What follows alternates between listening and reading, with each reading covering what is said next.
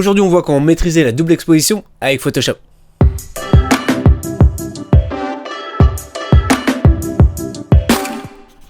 Salut, c'est Alex pour La Retouche, j'espère que vous allez bien. En tout cas, je vais super bien. Vous pouvez bien sûr me retrouver sur le site laretouchephoto.com. On voit ensemble comment retoucher nos photos simplement et en s'amusant.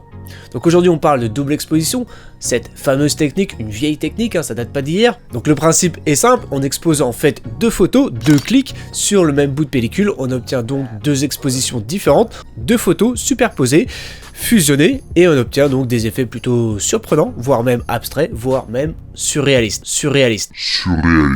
Aujourd'hui, on est à l'ère du numérique, à l'ère du digital, et on va pouvoir faire des choses encore bien plus extraordinaires avec Photoshop. Pour réussir une double exposition, il y a quelques petites choses à savoir. Déjà, il faut avoir deux photos qui matchent, qui coïncident, qui sont plus ou moins sur le même thème. Une fois que nos photos sont sélectionnées, on va jouer sur les modes de fusion pour révéler notre deuxième photo. Et pour ça, on va venir travailler sur les noirs et sur les blancs. Et je vais vous donner donc tous les outils, toutes les techniques pour bien comprendre ce qui doit être mis en place dans une double exposition. Donc forcément, ça passe par déjà les masques de fusion, les modes de fusion.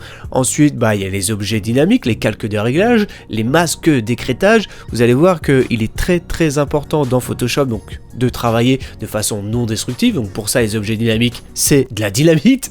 Et vous allez voir que à chaque vidéo, on va vouloir aller beaucoup plus loin dans la technique pour que vous puissiez donc comprendre tout ce qui doit être mis en place et surtout que vous ayez toutes les clés nécessaires pour créer toutes les doubles expositions que vous voulez créer à la maison sur vos propres photos.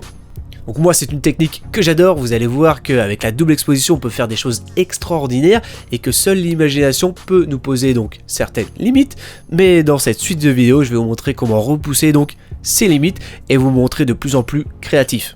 Donc moi je suis super emballé, j'espère que vous aussi. Dans ce cas, je vous invite à cliquer dans la description pour venir me rejoindre et qu'on commence tout de suite ensemble à maîtriser notre double exposition dans Photoshop. Allez, à tout de suite.